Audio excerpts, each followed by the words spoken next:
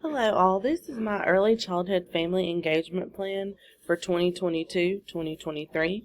My name is Amber Harris. I am a teacher at Springville Elementary School in St. Clair County.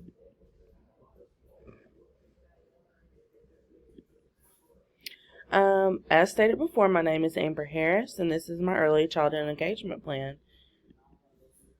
Okay, so here's our needs. Springville Elementary School is compiled of many family backgrounds. We have the majority of our students are middle class families with a median income of about $58,000. Our school barriers. Some of our school barriers are volunteering. Because of COVID, volunteering has become obscure and parents aren't able to come into the building like they have been, but we're slowly starting to get back to normal. Same with volunteering. Our classroom visits have dwindled down because parents can't come in, and also parent-teacher conferences. This year, I did the majority of my parent-teacher conferences over the phone, unless students were part of our special ed department and it was a part of their IEP. Our family barriers include monetary issues and fundraisers. Sometimes families are not able to participate in all of the things that we have going on in the school. So that can be a problem and a barrier for them. Our community barriers include inclement weather, internet outages, and sometimes positive COVID cases. Our inclement weather, we normally have a lot of inclement weather during the spring, and that's just because around our area we have a lot of trees and power outages, and when tree limbs go down, so does the power. Internet outages.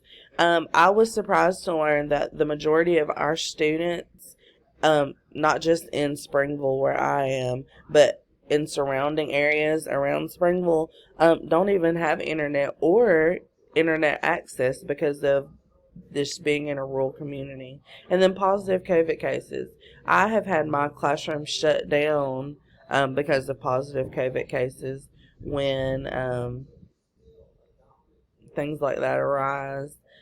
Especially when you have students that are grouped together and one student gets it, then the next student in that pod gets it. So those are some community barriers that we face. Our philosophical foundation. We want to set high expectations for all learners, no matter what their background. We want to promote lifelong learning skills, and we just want to integrate that in that thought of, you know what, I can do this, I'm going to do this. And then we want to encourage a multitude of learning activities and opportunities so that all learners' needs are met. And then we want to sustain student-focused decisions. That's just having open dialogue within the classroom about what's going on, questions that they might have, and just having that student-led discussion. Our model for our family engagement plan is modeled after the Family School Partnership Framework by Joyce Epstein. I feel like that framework went along with what we're trying to convey at our school level, and just the things that were met and the needs that were met for all the families involved in our community. Components of our family engagement plan include parenting, communication, and volunteering. And in the parenting, we want to promote growth. We want to have open dialogue between teachers and parents. And then we want to promote growth within the family. In communication, we want communication to be two-way. We want to have open-ended dialogue between the teacher, and the parents. And parents will be able to communicate with about students' progress with the school and teacher. And, forms of communication include our newsletter, our email, phone calls, and parent-teacher conferences. And we have an open door policy if parents have concerns about what's going on with their child. And then in reference to volunteering, we will schedule volunteers, and the volunteers will be parents, teachers, and people within the school community. And you can volunteer for your classroom, or you can volunteer for the school whenever needed. All right, we want to promote learning at home, decision making, and collaborating with the community. Learning at home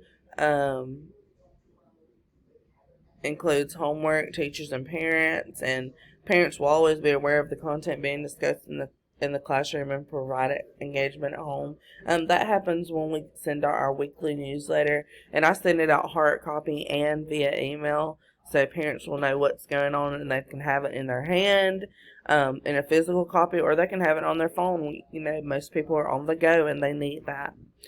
Decision making. We want parents to know that decision making is a group effort, and they are always, always, always welcome to have input into their child's education.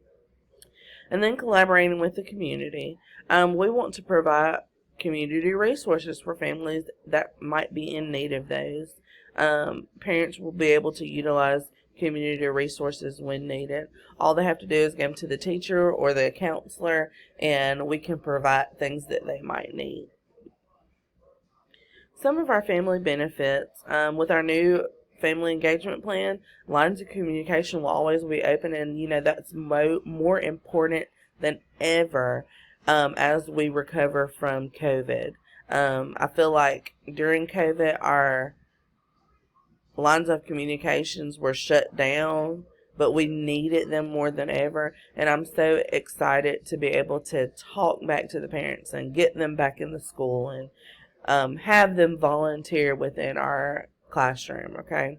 And then we're always going to be able to meet the needs of each student in each family. We just need to meet them where they are and have those open dialogues about what's going on with their child, or what they're seeing at home versus what we're seeing at school.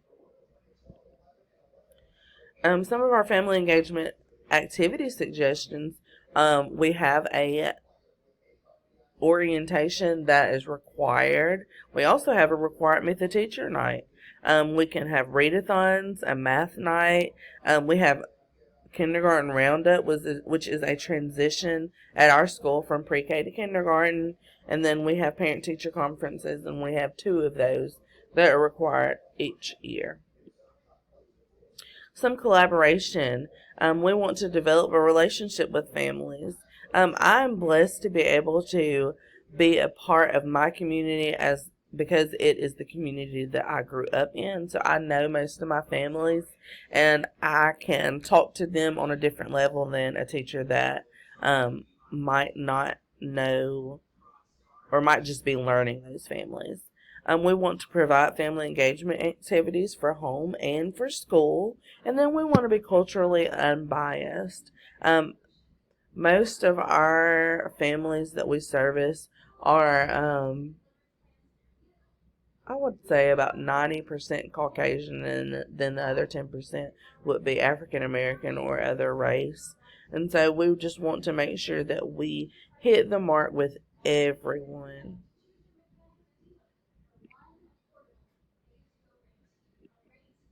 Communication. As stated before, the lines of communication should always be open between schools and families, and I think we do a good job of that. Parents know that they can call, they can email, they can write physical notes to us, and we're going to do the same to make sure that we meet their needs. Forms of communication, as stated before, include newsletters, phone calls, or conferences. And then sometimes we can provide a translator when it is needed. All we have to do is call the Board of Education and request a translator come to our school. Timeline for the implementation.